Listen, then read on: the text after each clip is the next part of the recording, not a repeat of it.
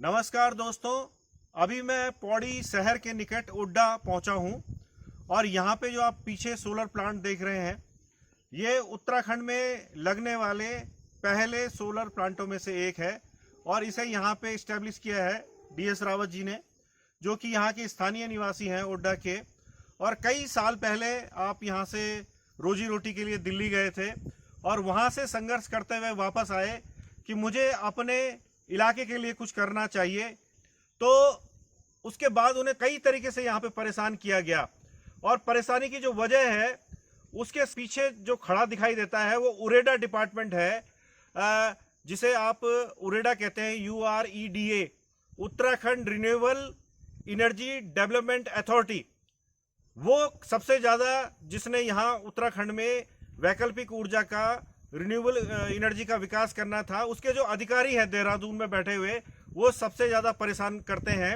और वो मैं दावे के साथ इसलिए कह रहा हूँ कि अभी जो DS रावत जी के हाथ में जो आप लेटर देख रहे हैं, जिसके बारे में वो खुद ही बताएंगे, जो आपकी MNRE जो गवर्नमेंट की जो संस्था है, जिसे ministry of new and renewable energy कहते हैं, फुल फॉर्म जो इसका है, दिल्ली में जहां से सरकार, केंद्र सरकार का जो डिपार्टमेंट चलता है, उन्होंने करीब एक साल पहले जो CFA फंड था, मतलब सेंट्रल फाइनेंशियल असिस्टेंस जो मिलनी थी इस प्रोजेक्ट को, वो रिलीज कर दी थी और उसे रोका भी उरेडा की वजह से गया था। उरेडा ने जब यहाँ पे प्रोजेक्ट लगे, उस समय जब प्रोजेक्ट केंद्र सरकार से आया था, तो ये रूफटॉप प्रोजेक्ट के नाम पे यहाँ पे आया था कि रूफटॉप प्रोजेक्ट लगाए जाए। लेकिन उत्तराखंड में जैसे आपको पता है कि यहाँ तो बंजर जमीन काफी पड़ी हुई है, तो रावत जी ने भी सोचा कि अपनी बंजर जमीन पे इसे लगा दूं। और जब लग गया और इसे सैंक्शन भी उरेडा ने ही किया, उनके लोग यहाँ पे आए, उन्होंने इस्टेब्लिशमेंट करवाया, उन्होंने ही आपत्ति लगवा दी कि हाँ साहब, इसमें जो है रूफटॉप प्रोजेक्ट नहीं है और इसका पैसा CFA का रिलीज नहीं होगा। लेकिन फिर उसके बाद आप लोग हाईकोर्ट पहुंचे और हाईकोर्ट पहुंचने के बाद जो डायरेक्शन MNRE को हाईकोर्ट ऑफ उत्तराखंड ने किया, उसके बाद लगभग 8 करोड़ की राशि पिछले साल 31 अगस्त 2021 को रिलीज हो गई थी। लेकिन फिर दोबारा से 31 अगस्त 2022 एक साल आने वाला है और CFA का पैसा जो है इन जो इन्वेस्टर हैं उनको रिलीज नहीं किया गया है। और MNRE ने साफ चेतावनी दी है कि अगर उरेडा की यही हरकतें रही, मैं इस लाइन की ओर विशेष ध्यान आकर्षण करना चाहता हूं मुख्यमंत्री जी का, क्योंकि ये मुख्यमंत्री जी के पास ये डिपार्टमेंट है। तो MNRE ने कहा है कि उरेडा को हम आगे प्रोजेक्ट नहीं देंगे अगर उनकी यही हरकतें रही और बेनिफिशियरी का पैसा ऐसे ही वो रोकते रहे, CFA का पैसा रोकते रहे, तो हम उत्तराखंड को आगे MNRE के प्रोजेक्ट नहीं देंगे।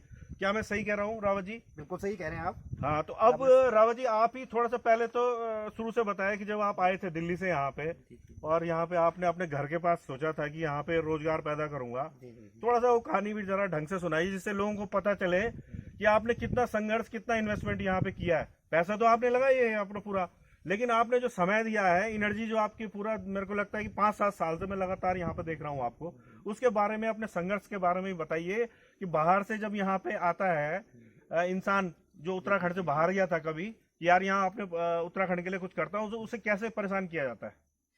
देखिए, मेरा बचपना गुजरा था यहाँ पे और मैं दिल्ली में बहुत अच्छा बिजनेसमैन था। मेरी 2 कंपनियां थी वहाँ पे और प्राइवेट लिमिटेड कंपनी थी मेरी, रावत बिल्डर प्राइवेट लिमिटेड। तो ये जब मैं गांव आया तो मैंने देखा कि सारा जहाँ खेती होती सब बंजर पड़ा हुआ था। आज से 20-25 साल पहले भी जब मैं आया, 20-25 साल हो गए, इसका सारा बंजर पड़ा हुआ है। इस बंजर जमीन को क्यों नहीं, मैंने सोचा कि यार क्यों ना मैं, जब वहाँ के हम देश के लिए दिल्ली में कुछ कर सकते थे, यहाँ पे क्यों नहीं कर सकते। तो एक लगन सी थी, घर वालों ने मना भी कर दिया था कि भाई वहाँ कहाँ जा रहे हो, पहाड़ में लोग वहाँ से दिल्ली मतलब बाहर जा रहे हैं, आप वापस जा रहे हो। मैं कहा नहीं, ये मुझे एक मिसाल पेश करनी है कि मैं दिल्ली से वापस जाऊँगा और मैं वहाँ पे कुछ ना कुछ करूँगा और मैं यहाँ पे रोजगार दे सकता हूँ। और मेरा हुनर था, क्योंकि मैं दिल्ली में बिजनेस कर रहा था, तो वहाँ पे हुनर आ जाता है। तो मैंने ये सोचा मैं क्यों नहीं यहाँ कर सकता हूँ। तो मैंने सारा कुछ समेटा वहाँ से। मेरा यहाँ पे पैतृक घर, मेरा पैतृक गाँव, मैंने यहीं से शुरुआत करी कि भाई पहले मैं यहाँ से शुरू करूँगा। अतः क्योंकि रिन्यूएबल एनर्जी एक ऐसा प्रोजेक्ट है, बिजली की जरूरत हमेशा बढ़ती रहेगी और कोयला आपका खत्म होता जा रहा है। अभी आप डीजल से बनती है, अभी CNG से बना रहे हैं, अब न्यूक्लियर से बना रहे हैं। हमने सोचा कि क्यों हम ना धूप से बनाई जाए। पहाड़ में धूप चटक धूप आती है, यहाँ फॉग नहीं है, यहाँ स्मोक नहीं है, यहाँ पॉल्यूशन कम है, और यहाँ पे टेम्परेचर इतना ज़्यादा नहीं है कि ज़्यादा टेम्परेचर में बिजली बनती नहीं है। यहाँ पे वही टेम्परेचर होता है। मैंने बहुत रिसर्च किया इसके ऊपर, गूगल के ऊपर सारी चीज़ देखा, तो मेरे को अच्छा लगा। तो जब मैंने पहला प्रोजेक्ट भरा तो ये 2016 में मेरे को उरड़ा से मेरे को अलॉटमेंट हुई। उरड़ा ने फिजिबिलिटी, उरड़ा के अफसर जो अब देखिए, जो अफसर यहाँ पे आए उन्होंने कहा हाँ ये बहुत अच्छा स्पेस है। जी, इस बिंदु को आप ध्यान से सुनिए कि जब यहाँ पे प्रोजेक्ट चालू हुआ, जो रूफटॉप और वो जमीन वाली बात है, वो समझाइए कि कैसे आपको फंसाया गया उसमें। हाँ, देखिए ये rooftop and small solar power plant है। अब इन्होंने इसकी भाषा ही बदल दी है। इन्होंने भाषा, शुरू में अलॉटमेंट हुआ था इसमें ये था कि rooftop and small solar power plant, क्योंकि रूफ इतनी बड़ी नहीं होती किसी की। 500 किलोवाट की उसके लिए 25 नाली से 30 नाली जमीन चाहिए होती है, और 25-30 नाली का मतलब 6,000 स्क्वायर मीटर।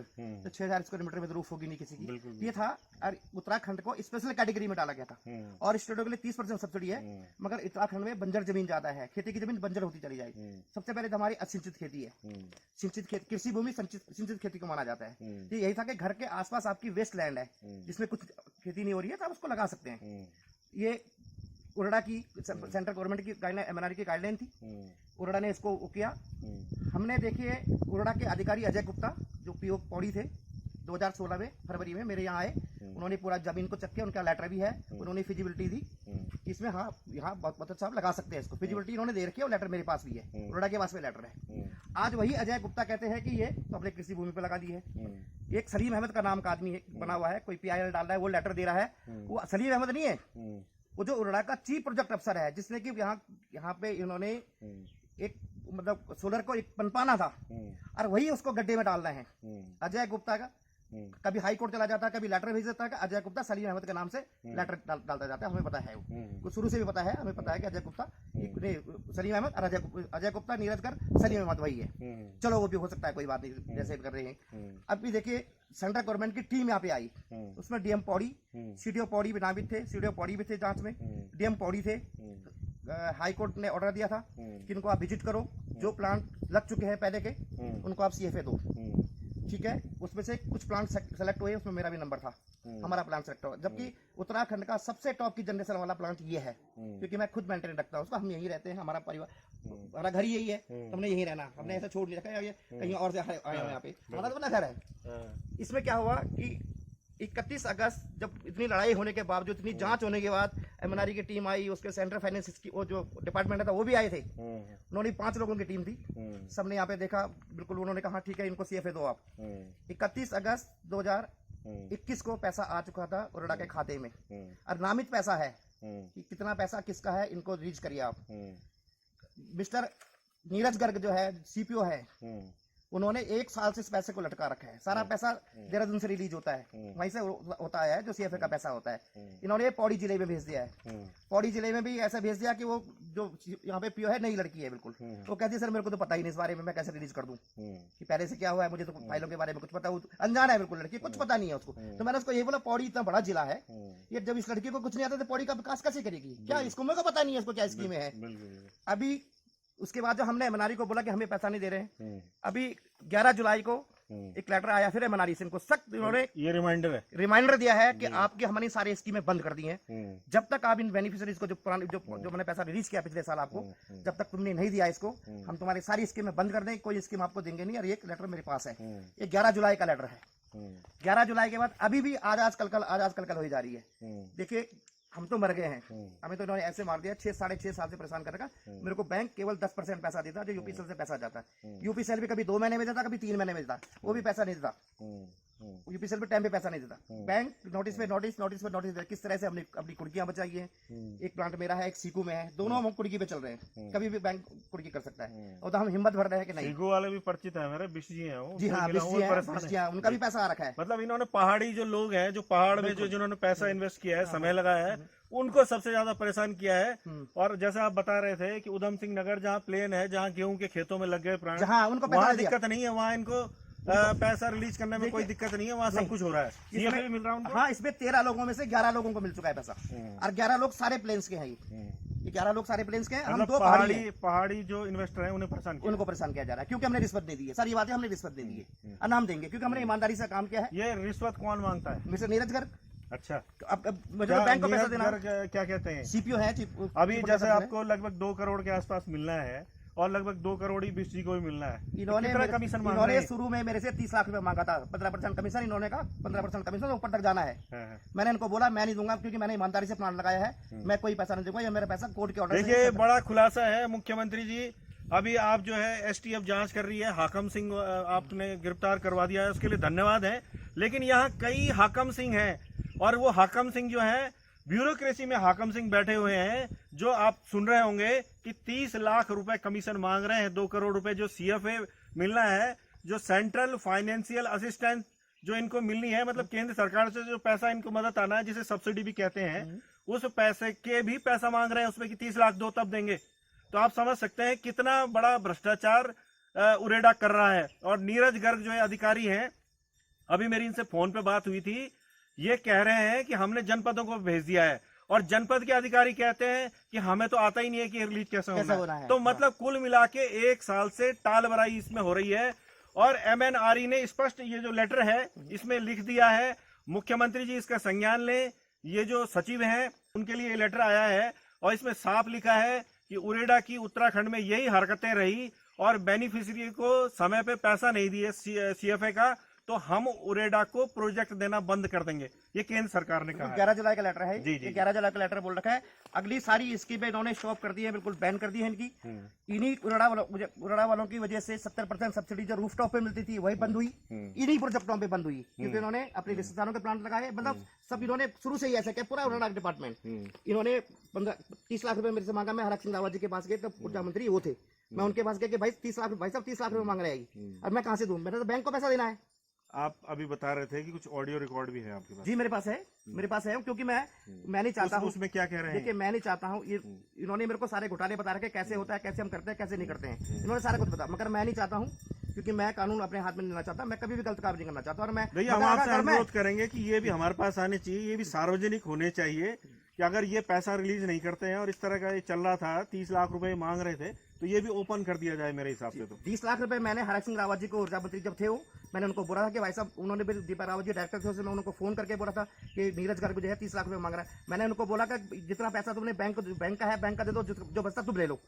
2 करोड़ 14 लाख रुपए बैंक को देना है। अभी साढ़े 5 साल में सारा पैसा बैंक को दिए जा रहा हूँ। मैंने अपनी एफडी तोड़ दी, मैंने घर बेच दिया, एक सारा पैसा बैंक को दिया। अभी आप कह रहे थे कि बेटी की शादी करवानी है आपको। मेरी अक्टूबर में बेटी की शादी है। दिल्ली में नहीं करवा पा रहे हैं आप, क्योंकि दिल्ली में आपके पास जो संपत्ति थी वो बेच दी आपने, और अब ये जो यहाँ पे इन्होंने अपना आशियाना छोटा सा बना रखा है, यहाँ बेटी की शादी करवाएंगे अक्टूबर में, क्योंकि दिल्ली में जो फार्म हाउसेज है या जो वेडिंग पॉइंट्स होते हैं वहाँ पैसा देने के लिए नहीं रह गया। काफी महंगा पड़ता है वो तो बच्चे मेरे पढ़े लिखे बच्चे, मेरे बच्चों को एजुकेशन दे के दिल्ली में रहते हुए यहाँ पे आके, क्योंकि मैं उनकी पूरी कुछ भी पूरा नहीं कर पा रहा हूँ, कोई भी इच्छा उनकी पूरी कर रहा हूँ। बच्चे को बोला कि बेटा मैं वहाँ शादी नहीं कर सकता, यहाँ करूँगा, क्योंकि मैं पैसा दी।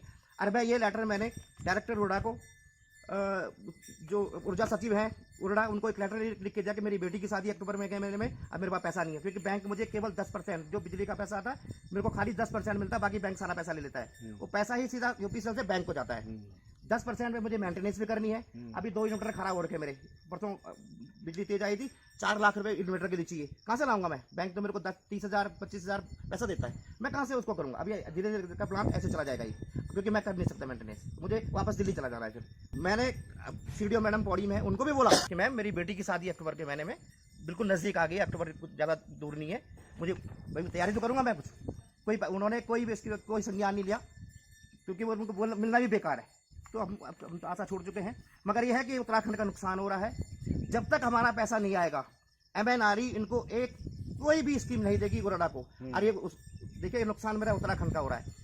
कोई रूफटॉप नहीं लगेंगी, कोई स्ट्रीट लाइट नहीं आएंगे, कुछ नहीं आएगा। ये मैं नहीं बोल रहा हूँ, ये एमएनआरई बोल रही है और सचिव ऊर्जा को बोल रही है कि हम आपकी सारी स्कीम जो सस्पेंड कर दी है, स्कीम बंद कर रहे हैं, सारी स्कीमें बंद कर रहे हैं, हम कोई नहीं देंगे। ये लेटर बोल रहा है, मेल बोल रही है, ऊर्जा सचिव को मेल आ रही है, मुझे नहीं आ रखी है। ठीक है, ये चीज। तो रावत जी, मैं आपको इतना आश्वासन तो दे सकता हूँ कि ये जो लड़ाई है आपकी अकेले की नहीं है, ये हमारे सारे जितने पहाड़ी लोग हैं, पहाड़ी जो हमारा समुदाय है पूरा, हमारी ये लड़ाई है। क्योंकि अगर हमारा एक आदमी यहाँ पे दिल्ली से आके इन्वेस्ट करता है और यहाँ पे रोजगार पैदा करने की कोशिश करता है, उसको अगर इस तरह से हतोत्साहित किया जाएगा, तो ये सारे पहाड़ी लोगों की लड़ाई है। और मैं धामी जी से अनुरोध करूंगा, ये आपका डिपार्टमेंट है उरेडा, आपके पास है, और आपने सुन ही लिया होगा कि नीरज गर्ग जो है चीफ प्रोजेक्ट ऑफिसर देहरादून में, नीरज गर्ग जो बैठते हैं, और अभी जो 2 करोड़ 10 लाख के आसपास जो CFA का पैसा आया है, केंद्र सरकार ने जो पैसा रिलीज किया है, उसमें भी ये 30 लाख रुपए मांग रहे हैं और कमीशन न देने की वजह से 1 साल से इस पैसे को लटकाया हुआ है और इन्हें परेशान किया जा रहा है। न केवल ये परेशान हो रहे हैं, एक दूसरा प्रोजेक्ट यहाँ पे चल रहा है सीकू के पास, एक बिष्ट जी है वो परेशान है, और उत्तराखंड के जितने भी इन्वेस्टर हैं जो अपने पहाड़ में कुछ करना चाह रहे थे उनको परेशान किया जा रहा है। तो आपसे अनुरोध है कि तत्काल इस गंभीर मामले का संज्ञान ले, क्योंकि अगर वहां हाकम सिंह में STF में पकड़ा गया है तो ये हाकम सिंह तो देहरादून में ही बैठे हुए हैं, उरेडा में बैठे हुए हैं, इनको भी पकड़ के जेल के अंदर भेजे जाने की जरूरत है। तभी उत्तराखंड का विकास हो पाएगा और खास तौर पे पहाड़ी इलाकों का विकास हो पाएगा। और जिस तरह से कहा जाता है कि वैकल्पिक ऊर्जा के क्षेत्र में पहाड़ों में बहुत काम किया जा सकता है, सोलर प्रोजेक्ट के क्षेत्र में बहुत काम हो सकता है, अगर केंद्र सरकार का जो MNRE डिपार्टमेंट है उसने उरेडा को प्रोजेक्ट देने ही बंद कर दिए तो ये आप समझिए उत्तराखंड का जबरदस्त नुकसान इस क्षेत्र में होने वाला है। तो मैं उम्मीद करूंगा कि इस खबर को आप ज़्यादा से ज़्यादा शेयर करेंगे और ये खबर कहीं ना कहीं धामी जी तक भी पहुंचेगी और तत्काल इन लोगों का जो CFA का पैसा है 2-2 करोड़ रुपए, करीब 8 करोड़ रुपए यहाँ पे आया हुआ है, पहाड़ी जो इन्वेस्टर हैं उनका ये रिलीज होगा। और जो खासतौर पे नीरज गर्ग जो कमीशनबाजी करवा रहे हैं इनके खिलाफ सख्त से सख्त कार्रवाई की जाएगी। जागो उत्तराखंड के लिए पौड़ी के निकट ओड्डा से आशुतोष नेगी।